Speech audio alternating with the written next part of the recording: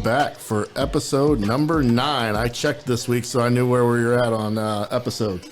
Once again, I'm your host, Cody Kelly, joined in studio with co-host Scott Brown and special guest host today, kind of just sitting in with those JV girls basketball and freshman baseball coach Ryan Carter. Great to finally be here on the podcast, guys, so thanks for the invite. Yeah, Coach Carter, have you made the full transition yet from the indoor sport, the ladies basketball? Are you ready for some spring baseball? Definitely. I mean, it was a really quick transition. Got Sunday off after that tough district loss to Live for Life and moved right into baseball. So it was, quick thinking and right into baseball we go. Yeah, I kind of felt a little bad we never got you in during the season because we started late. So this is the makeup for you. You get to say a couple words on the show. That's great. I'm glad to be here. The life of a JV coach, Ryan. Yes. I know all about it. At least I have all my hair. He takes a shot at me. Let's jump into the Riverbend Roundup. We had some business to take care of at Riverbend this week. A lot of volleyball games. Yeah, the volleyball teams are in action. A 3-game week for them. And they played... Well, they end up tomorrow playing in the Owensville and the Washington tourneys, their big tourneys for the season. Lots of pool play action tomorrow. But the 7th graders, they've been turning things up. 2 wins this week, and they had a tough 3-set loss to Union. I think everybody considers the Union Wildcats to be one of the front runners in 7th grade in volleyball, and they had a tough 3rd set loss last night, and the 7th graders have been playing really well. They dispatched of Herman and Washington in 2 this week. Abby Sukers had a big week with the serve, and Ava Maxey and Sophie Carrico have all been playing good volleyball for Coach Brown and the 7th grade Indians. The 8th grade girls lost 2 tough ones. They lost to Union and Washington this week and beat Herman on the road, a little Tuesday night late road trip to Herman, getting back on a school night.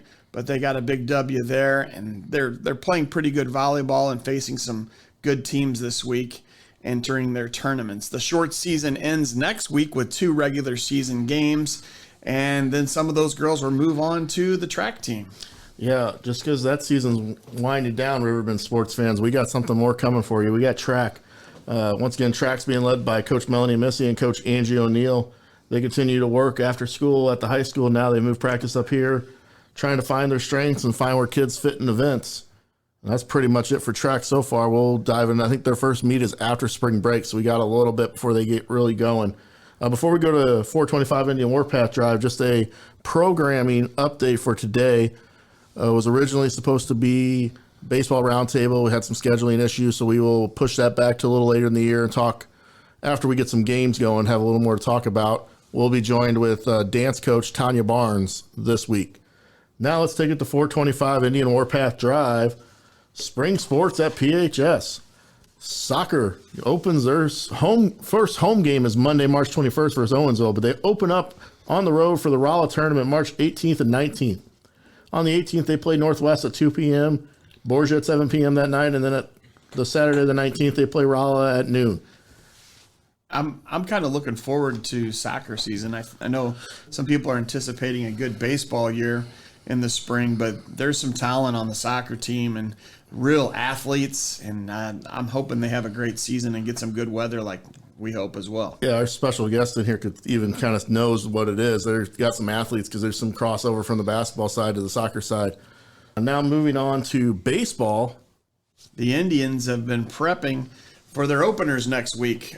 Varsity opens in the FRC preseason tournament with an opening round game at Sullivan Friday, March 18th. They start at 6:30 p.m. It's not the normal 4:15 start for those of you that want to make the journey to Sullivan that Friday night. The JV opens the next day, Saturday, March 19th, in the Windsor JV tournament at Windsor High School. The Indians will take on the host Windsor Owls and St. John, I think, Valley in the first 2 pool play games.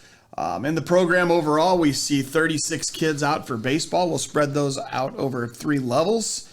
The varsity is young with 2 seniors, but we return a lot of experience from last year. I would not say we're an inexperienced club, would you, Coach Kelly? No, we should have a lot of experience coming back last year. They learned a lot as sophomores. Yeah, they kind of got thrown in the fire last year, but as Rockwood Summit found out, we weren't an easy out with that young group last year, as we took them to the wire and they went to the Final Four. So lots of good depth with this year's group. Coach Reed has got a lot of lineup options to find the right ones this year in these games that are upcoming. And just a little reminder that most nights, if you come out to watch a baseball game, that the varsity usually plays first at 4:15, 4:30, and the JV plays afterwards. And then also the opener for the Indians at Sullivan. That game will most likely be on KTUI radio up in Sullivan. I believe that's 102.1 FM. Yeah, So I those of think you you're right. want to at least listen in.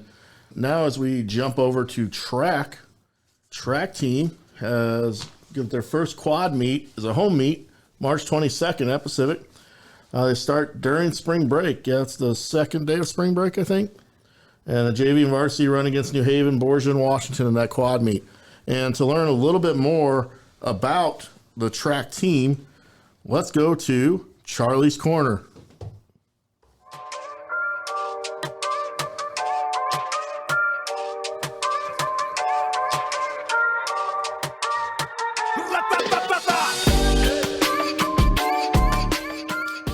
All right, Charlie, what do you got for us this week? Yeah, so this week I got a chance to sit down and talk with head track coach, Coach Mendersky. This is Charlie Meyer. I'm here with Coach Mendersky, who is the newly hired head track coach. How are you doing today, Coach? I'm doing well, Charlie. Thanks for taking the time to meet with me today. So for our first question, you were the throwing coach last year. How is your transition from assistant coach to head coach? Well, like any transition, there's going to be some bumps along the way. The problem with being the throws coach last year was I was pretty removed from a lot of the things that was going on with the rest of the team. Whether it's at our facilities or anywhere else, the rings are usually pretty geographically distant from the rest of the track meet. So unfortunately, I didn't know all the athletes when I came out, even though I had spent a whole year with the team. That said, the kids have been great since I've taken over. They've been very understanding that there's going to be some growing pains and there's going to be some things we do a little bit different around here now that I'm entrusted with the program. So all things considered, it could have been far more difficult, but I think the fact that the kids are just fantastic and very committed to this program, that we were able to put together an amazing staff of assistant coaches under a pretty short amount of time has really made this a much smoother transition than I would have expected. Yeah, me being a thrower myself, I was definitely sad to see you getting away from the pits this year, but I was glad to hear when you were being the head coach. So we've had 2 weeks of practice so far, and how's the team looking so far? I'm really happy. I've really asked my kids from the very beginning to keep 3 things in mind: that they need to demonstrate at all times respect, effort, and commitment. And I've really been impressed with how well they've done that. I think I've heard 2 words that you couldn't say in the classroom on the track so far. Compared to other programs I've been a part of, that's an outstanding demonstration of respect for teammates and coaches. I think we had, of 52 or 53 athletes, 35 have been at every single practice so far as of the beginning of this week, which is outstanding. Kids are really pushing themselves. I'm really happy with how kids are getting after it. We're staying much later now in practice than we did last year when I was an assistant, and I feel like there's no complaining about that. In fact, there's a lot of enthusiasm from the team. Kids want to get out here. They want to get the job done. They want to put the work in, and I'm confident that they're going to see the results and they're going to really start to buy into what we're doing. Yeah, last year I noticed that the throwers were sometimes the first one to leave, and this year we're usually the last one to stay, so I'm definitely liking getting to put some of that extra work in. Is there anything major with the program you're looking to change this year? I don't know about change, but just making sure that those 3 things are instilled. Making sure that kids are accountable to be at practice each and every day, and that they're getting the job done in the classroom is huge. And I'm certain those were all parts of the program previously as well. But that's really what I emphasize. Track's a very unique sport because it really pushes a person to be better because of the nature of it. It takes a very special kind of person to want to go out and run 2 miles on a stopwatch day in and day out. It takes a real special person to come out and want to throw shot and disc when they know they're not going to be one of the 2 people in the varsity lineup. So I think it's really, really imperative that we develop the whole person. that we make sure that everybody who's a part of this program, not just the kids who are medaling in meets, not just the kids who are taking the stick in relays, are getting something out of this, and that they're becoming better people from being around our staff and being around, their friends on the team. And I think we're well to going down that road. Yeah, and especially with track not being like a team sport, but like you individually going out and competing for yourself, that's definitely like something different than you might usually see. Well, I do think we're more of a team sport than a lot of times we get credit for. Every year there's a state championship on the team level. District awards and plaque and meet plaques are handed out at various meets for team scores.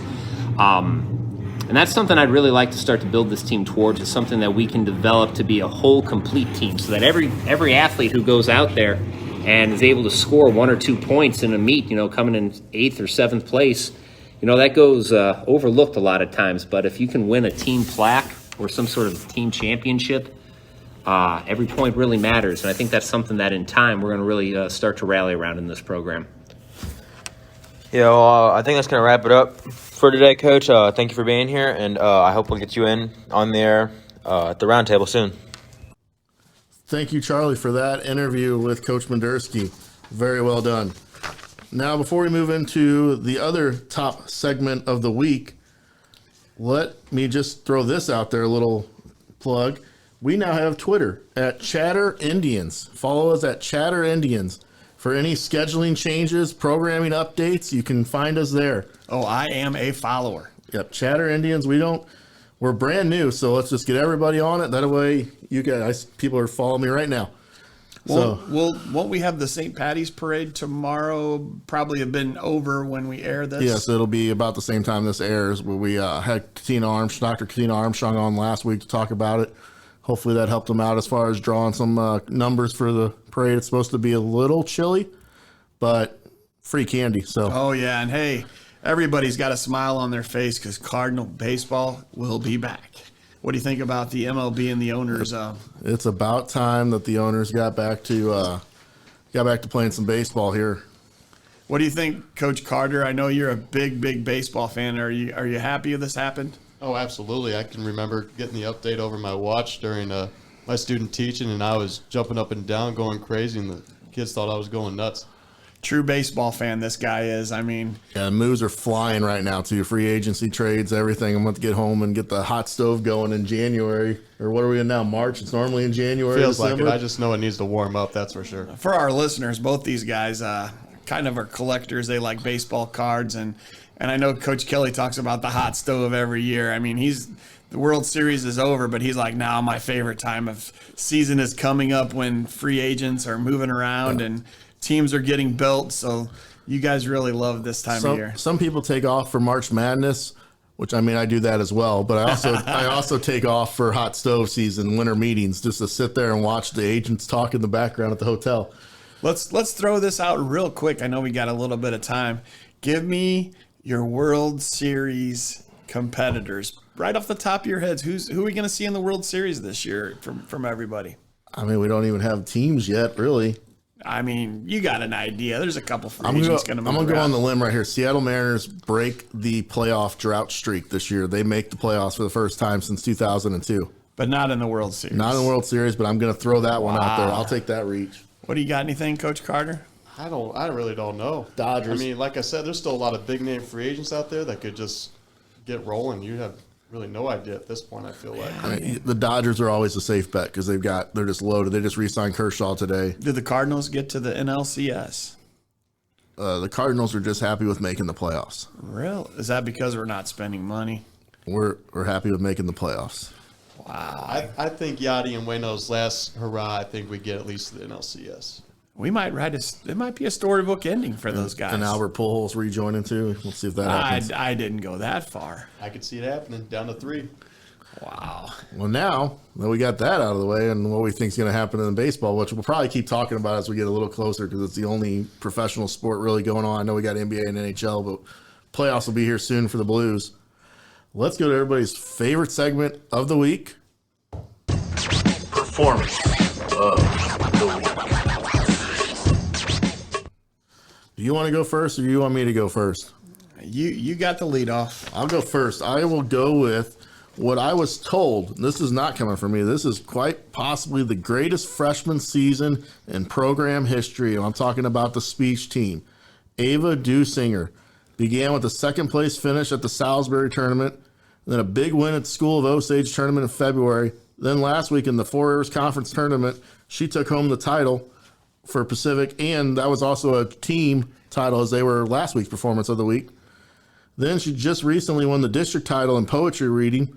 Ava is the first freshman in school history to qualify for the state tournament, and we've had some really good teams. So for that to be the case, that's really impressive. Coach Kapler is obviously excited, and her family are very proud of her as well. Tip of the hat to Ava. Keep rolling. Yeah, great job, Ava.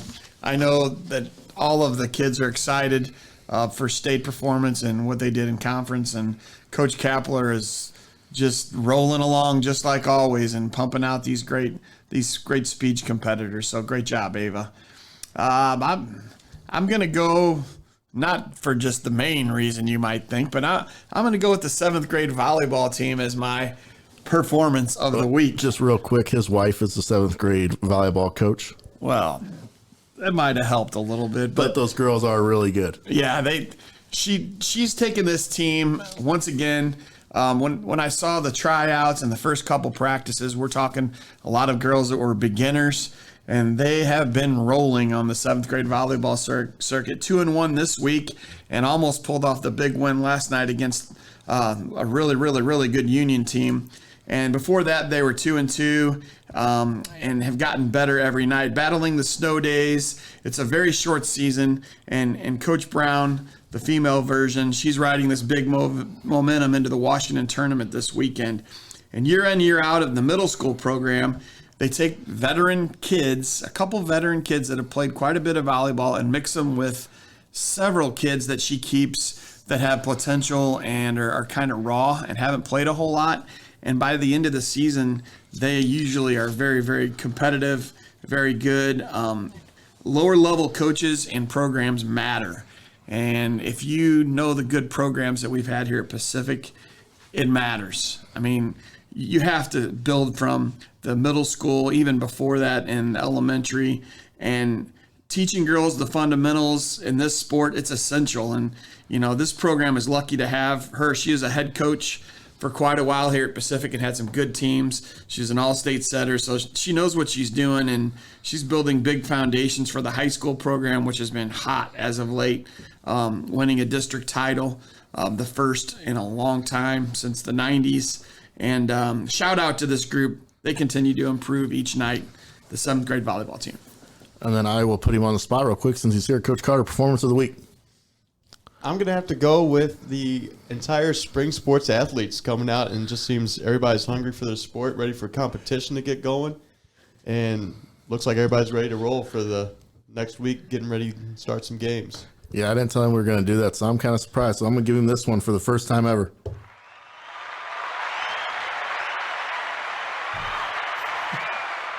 Very nice, very nice. Now if kids come up and ask if they've gotten performance of the week, we said you already have. Yeah, we covered them all. We got You 'em. played a spring sport. You were good. You're welcome. Well, that'll just about do it for this portion, but do not go anywhere because we will be joined next with Pacific dance coach Tanya Barnes.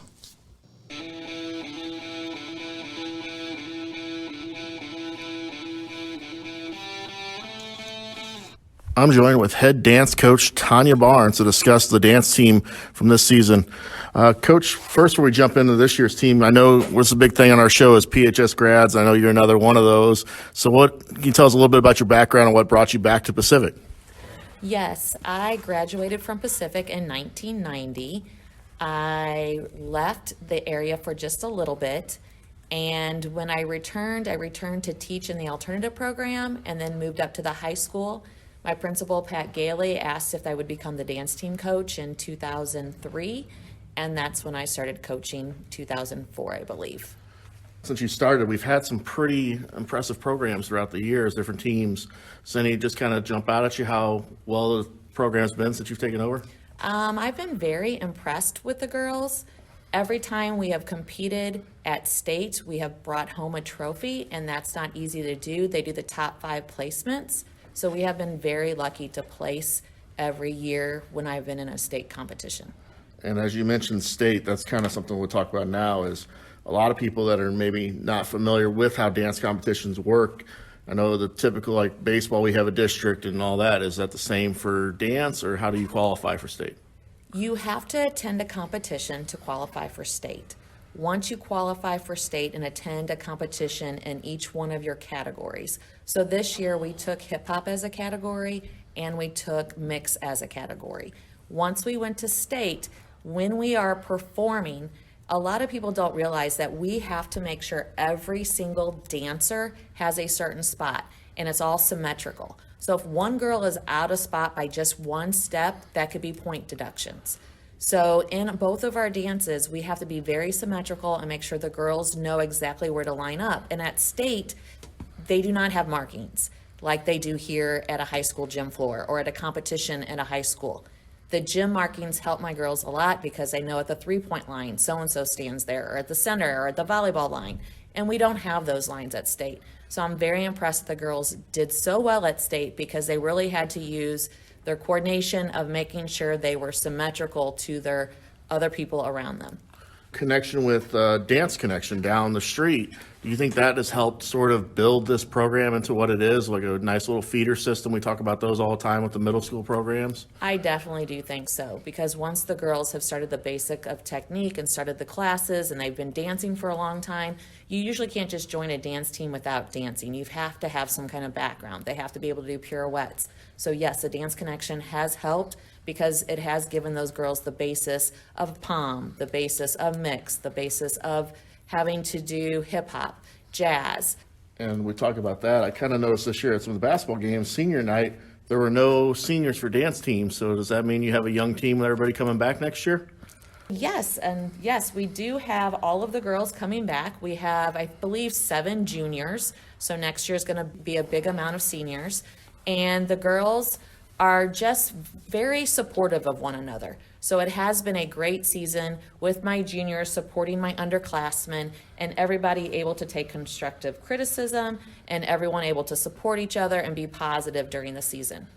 Yeah, and with that, I mean, you had a 4th place finish in hip hop. You might have to correct me, in 2nd place in Mix. Mix Routine, a lot of people don't realize a mixed routine has to have so many seconds of 3 categories. So we did pom of so many seconds, she did kick, and we did hip hop.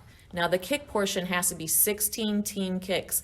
And if one person doesn't have their kick high, it is not counted as a kick. So we have to have 16 kicks of all the girls doing it at the same time and making sure they reach a certain level. With that, though, you have this whole team coming back. How excited are you for next year? We're very excited. The girls want to work really hard because they're hoping it could be a national year. So it's one of those things, can we work and can we fundraise and can we get enough support through the businesses and through the families in our community to help us support to try to go to nationals in Florida this year? Well, I know our community is pretty great when it comes to helping fund things like that. So I'm hoping that we get that opportunity to sort of get out there and ask people to help out because we're going to nationals next year. Another thing that I've noticed speaking with all the other coaches, there's a lot behind the scenes that take place. And I imagine it's the same thing with dance. So is there any of the behind the scenes people or helpers that just kind of help make this program what it is? I would say a major part of this program that makes it a success is my assistant coach, Jenny Devine. She is really good about cleaning. She's a very good person to give me that second eye with things. So she is a very big support and helps this team get where it needs to get. And besides Miss Jenny, the other person I would say would be the parents. Behind the scenes, they're constantly offering help, offering, can they do something? And sometimes you just need that a few other people. They always give the girls a gift bag right before competition. They always write them kind words right before competition. So I would say the team feels like a big family, and it's so nice to be a part of a family. Yeah, that's usually a great thing when you got the parents to help you out and your assistant coaches. That'll just about do it for me with you. I'd like to thank you again for joining me. We will be looking forward to next year's big season out of this returning team. Join us next week on Pacific Indians Chatter whenever I'm joined in studio with former athletic director Andy Herbst. But until then, keep up the chatter.